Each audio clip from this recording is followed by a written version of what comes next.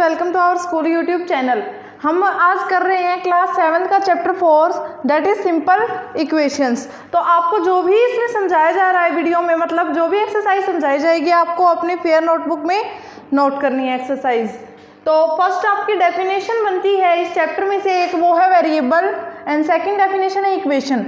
ये दोनों डेफिनेशन भी आप अपनी फेयर नोटबुक में राइट करेंगे चैप्टर के शुरू में। तो फर्स्ट हमारी जो डेफिनेशन है वो है वेरिएबल्स की, जो इस चैप्टर में यूज होंगे।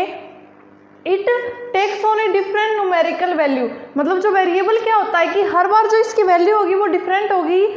It's value is not fix, इसकी एक भी फिक्स वैल्यू नहीं होती। यानी हम कोई भी इक्वेशन ले रहे हैं, x+2 = 7 इक्वेशन ले ली तो इसमें x की वैल्यू अलग होगी।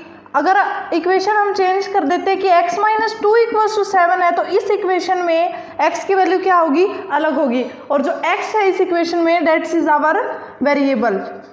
मतलब जितने भी जो अल्फ़ाबेटिक वर्ड्स होते हैं A to Z that is our variables. इसमें जो x की वैल्यू हर बार चेंज होगी, इक्वेशन चेंज होने के साथ वैल्यू चेंज होती रहेगी। नेक्स्ट जो हमारी इक्वेशन है वो क्या है, वो बतानी है। There is an equality sign between LHS and RHS।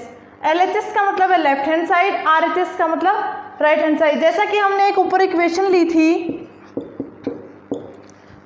ये राइट हैंड है हमारा तो दैट इज आवर RHS, ये left hand that is our LHS। और जो बीच में जो इक्वलिटी का साइन दिखाया गया है ये शो करता है कि ये एक इक्वेशन है। जब भी कोई ऐसी टर्म दी हो जिसमें LHS और RHS है और बीच में किसका साइन हो, इक्वल का साइन हो, that's is our equation. Next हम स्टार्ट करते हैं हमारी एक्सरसाइज 4.1, जिसका फर्स्ट क्वेश्चन ये है जिसमें एक टेबल बनी हुई है, सीरियल नंबर, इक्वेशंस, उनकी वैल्यूज, और लास्ट में बताना है कि इक्वेशन सेटिस्फाइड है या नहीं, यस या नो में फिर आंसर देना है। तो हमारा फर्स्ट क्वेश्चन मैं तुम्हें 2 पार्ट करके दिखा रही हूँ, बाकी पार्ट इसी तरह आप टेबल बनाकर सॉल्व करेंगे। तो फर्स्ट इक्वेशन क्या दी हुई है, x+3 = 0। वैल्यू क्या पुट करनी है, x = 3, यानी जहाँ भी इस इक्वेशन में x है उसकी जगह क्या पुट करना है, 3, यानी 3 नेक्स्ट साइन +3। 3 + 3 क्या होता है, 6। आंसर क्या आना चाहिए था, 0। तो इक्वेशन सेटिस्फाई नहीं हुई तो यहाँ पर लिखेंगे नो। नेक्स्ट पार्ट भी वैसे ही करेंगे, x+3 = 0, वही इक्वेशन है लेकिन x की जगह वैल्यू क्या पुट करनी है, x = 0, यानी जहाँ पर भी x है उसकी जगह क्या पुट करेंगे, 0 पुट करेंगे। That is 0 + 3। 0 + 3 अगर 0 किसी नंबर में ऐड होता है या सब्ट्रैक्शन होता है तो वो सेम नंबर आता है, यानी 0 + 3 3। लेकिन आंसर क्या चाहिए, 0। तो इक्वेशन सेटिस्फाई नहीं है, नो। नेक्स्ट में भी हमें वही करना है, x+3 = 0, सेम इक्वेशन दी हुई है। x की वैल्यू इस बार क्या पुट करनी है, x की वैल्यू पुट करनी है हमें -3। तो -3 अगर हम इसके अंदर पुट करें, यहाँ पर x है इसकी जगह -3, आगे +3 वही सेम, जैसा कि 6th क्लास में इंटीजर्स पढ़े थे, प्लस माइनस -3 - 3 0, ये 0 है ये भी 0 है, तो इक्वेशन सेटिस्फाइड यहाँ पर आपको राइट करना है यस। तो इसी तरह आप टेबल के बाकी पार्ट भी खुद ही सॉल्व कर लेना। तो नेक्स्ट हम इसी एक्सरसाइज का सेकंड क्वेश्चन करके देखते हैं। 2 पार्ट मैं आपको करवा रही हूँ, बाकी पार्ट आप सॉल्व करेंगे। तो इस सेकंड क्वेश्चन के पार्ट में भी वही चेक करना है, ब्रैकेट्स में वैल्यू दी हुई है, इक्वेशन में पुट करके चेक करना है इक्वेशन सेटिस्फाई है या नहीं, यस या नो में फिर आंसर देना है। तो इक्वेशन दी हुई है, वैल्यू भी दी हुई है, n की जगह पुट करना है -2, यानी जहाँ भी n है इसकी मल्टीप्लाई में है तो हम मल्टीप्लाई में क्या कर देंगे, -2 + 5 दिया हुआ है = 19। तो नेक्स्ट हम क्या करेंगे, 7 की मल्टीप्लाई 2 से 14, साइन माइनस का +5 = 19, प्लस माइनस 14 में से 5 माइनस करेंगे तो क्या होगा, 9। साइन माइनस का जो ग्रेटर होता है और साइन जिसका होता है वही यूज़ होता है। तो 14 5 से बड़ा है, ग्रेटर है, साइन माइनस का है तो हम किसका साइन यूज़ करेंगे, माइनस का, = 19 के। ये दोनों इक्वल नहीं है तो यहाँ पर आप क्रॉस साइन लगाओगे तो no, equation is not satisfied.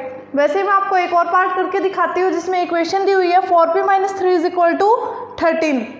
p की वैल्यू क्या है 0, तो मतलब जहाँ भी p है इक्वेशन में उसकी जगह क्या पुट करना है 0। 4 के मल्टीप्लाई में है 0 करेंगे -3 इज इक्वल्स टू 13। 4 के मल्टीप्लाई 0 से, किसी की भी मल्टीप्लाई और डिवाइड 0 से होती है तो क्या होगी 0, 0 - 3 is equal to 13।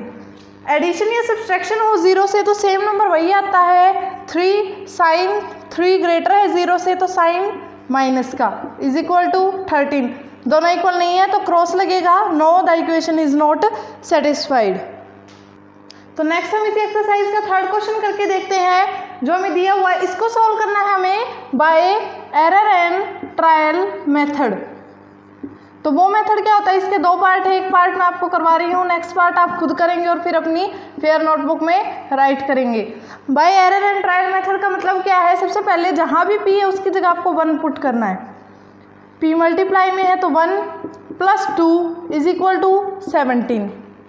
5 × 5 + 2 is equal to 17। 5 + 2 7 equal to 17, मतलब ये दोनों इक्वल नहीं है तो p की वैल्यू 1 ठीक नहीं है। तो नेक्स्ट वैल्यू पुट करेंगे p की जगह 2। जहाँ भी p है अब उसकी जगह क्या पुट करना है, हमें 2 पुट करना है। इक्वेशन वही सेम रहेगी, बस p की जगह वैल्यू चेंज करनी है। 5 की मल्टीप्लाई 2 से 10 + 2 is equal to 17। 10 + 2 12 is equal to 17। तो ये दोनों भी इक्वल नहीं है तो क्रॉस साइन लगेगा। हम अब आगे ट्राई करते हैं। 1 की वैल्यू इक्वल नहीं हुई, 2 भी इक्वल नहीं हुई, अब आगे ट्राई होगी 3। जहाँ भी p अब क्या पुट करना है 3, तो 5 की मल्टीप्लाई p से यानी 3 से + 2 इक्वल टू 17। 5 की मल्टीप्लाई 3 से 15 + 2 equal to 17। 15 + 2 17 is equal to 17। इसका मतलब hit and trials error and trial method से क्या है, value p is equal to 3 is the correct value.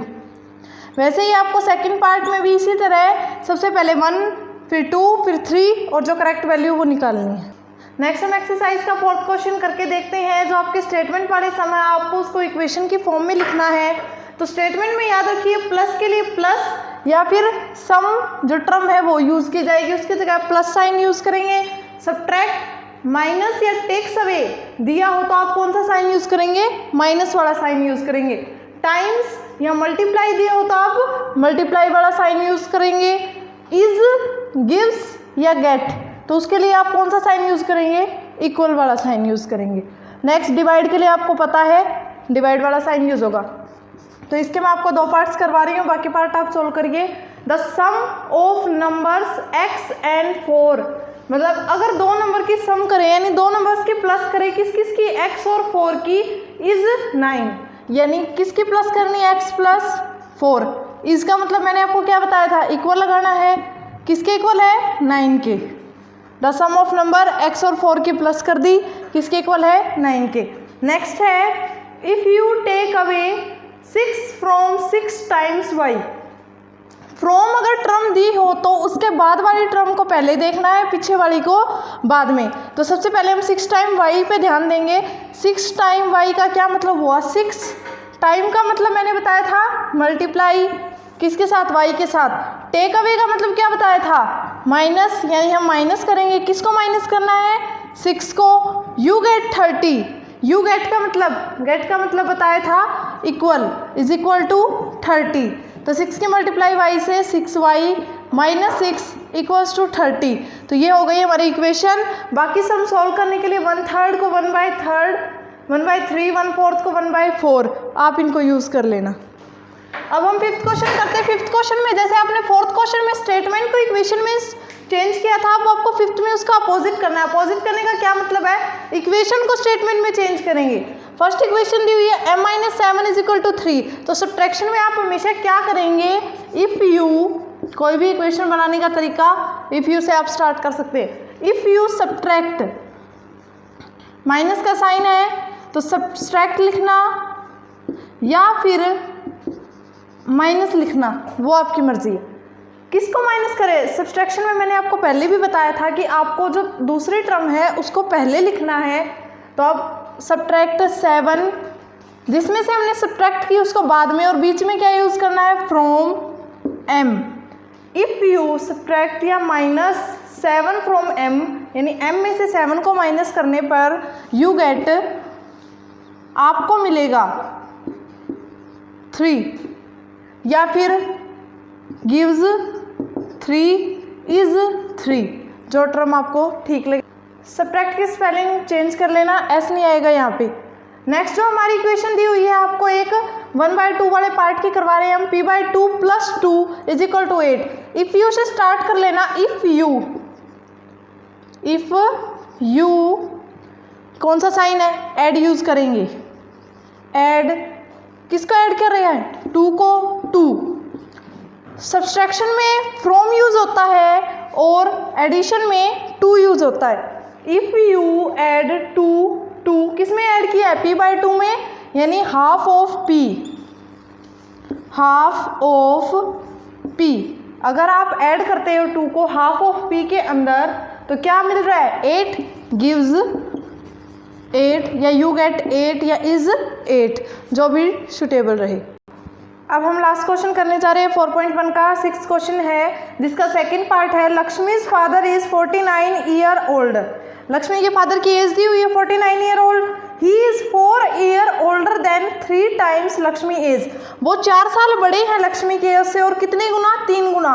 तो हमें जो स्टेटमेंट में एक चीज़ याद रखना, जो टर्म इस साइड दी हो, यानी लक्ष्मी का नाम इस साइड दिया हुआ है RHS में, तो उसी को लेट करना है। तो लेट कर लो लक्ष्मीज एज x। अब YZA2 जो भी आप लेट करना चाहे वो ठीक है, मैं x लेट कर रही हूँ, लेट लक्ष्मीज एज x। तो सेकंड में अब हमें क्या करना है, ATQ साइन का मतलब होता है अकॉर्डिंग टू क्वेश्चन, जैसा क्वेश्चन दिया हुआ है अब हम वैसा काम करेंगे। तो क्वेश्चन में क्या दिया हुआ है, 3 times Lakshmi age, 3 times Lakshmi age, यानी लक्ष्मी की जो भी एज माननी है, x माननी है, उसकी किससे मल्टीप्लाई, 3 से, 3 की मल्टीप्लाई x से। 4 ईयर ओल्डर का मतलब क्या होता है, बड़ा होना। तो बड़ा क्या होता है हमेशा, प्लस 4, और लक्ष्मी के फादर की एज 49, यानी इक्वेशन क्या बनी, 3 की मल्टीप्लाई x से 3x + 4 = 49। ये हमारी इक्वेशन का सेटअप है। आपकी 4.1 कंप्लीट हो गई। अगर इसमें आपको कोई भी प्रॉब्लम हो तो या तो आप अपने स्कूल के व्हाट्सएप नंबर पे या फिर कमेंट बॉक्स में डाल सकते हैं। 4.1 अपने फेयर नोटबुक में कंप्लीट कीजिए।